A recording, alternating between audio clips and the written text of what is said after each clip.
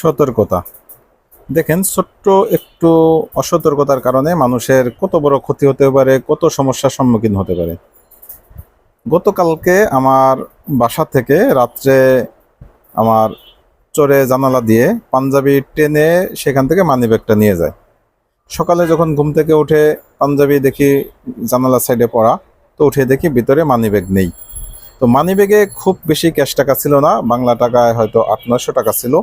কিন্তু সমস্যা যেটা হয়েছে, আমার ড্রাইভিং লাইসেন্সটা সেখানে ছিল, 4টে ব্যাংকের কার্ড, এটিএম কার্ড ছিল, এছাড়া আমার গুরুত্বপূর্ণ আরও কিছু ডকুমেন্টস ছিল।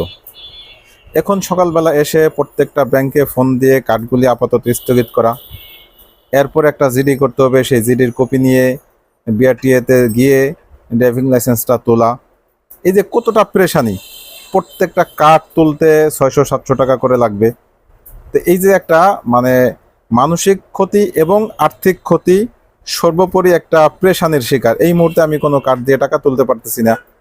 তো এই যে একটা মানুষের ক্ষতি করা, এখন চোর চুরি করেছে কত, হয়তো সে 800 বা 900 টাকা পেয়েছে, এর বেশি কিন্তু সে লাভবান হতে পারবে না। চাইলে কিন্তু সে ওই অন্তত এই জিনিসগুলি ফেরত দিতে পারতো, বা জানালা দিয়ে ঠিক এভাবেই মানিব্যাগটা আমার ফেলে দিয়ে গেলে আমি এই বিষয়গুলি আমি উপকৃত হতাম।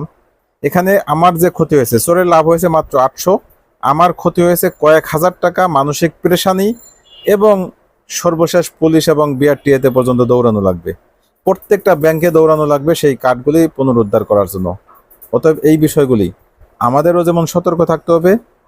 চোর যারা চুরি করতেছে এই 200, 400, 500, 700, 800 টাকার জন্য, তারা মানুষের এত বড় ক্ষতি করতেছে, যেই ক্ষতিটা কখনোই তারা পূরণ করতে পারবে না। কারণ আল্লাহ পাক রব্বুল আলামিন বলেছেন যে দুটো গুনাহ ছাড়া সকল গুনাহ আল্লাহ তাআলা চাইলে মাফ করতে পারবেন, দুটো গুনাহ মাফ করবেন না। একটা হচ্ছে আল্লাহর সাথে শিরক করলে, দ্বিতীয়টা হচ্ছে বান্দার হক। এই যে আমাকে যে কষ্ট দিয়েছে, আমার টাকা নষ্ট করেছে, এবং আমার এই কার্ডগুলি হারানোর কারণে, আমার ড্রাইভিং লাইসেন্সটা হারানোর কারণে আমি যে পেরেশানি ভুগতেছি, টোটালি এগুলি সবই বান্দার হক। এই হকটা আমি যতক্ষণ না মাফ করব, এই চোর কখনোই এটা মাফ পাবে না। কিয়ামতের মাঠে এটার জন্য, এরকম ছোট ছোট প্রত্যেকটা কাজের জন্য আমাদের জিজ্ঞাসিত হতে হবে। অতএব আমার দ্বারা যেন অন্য কেউ এভাবে ক্ষতির শিকার না হয়, সেই বিষয়টা চেষ্টা করব।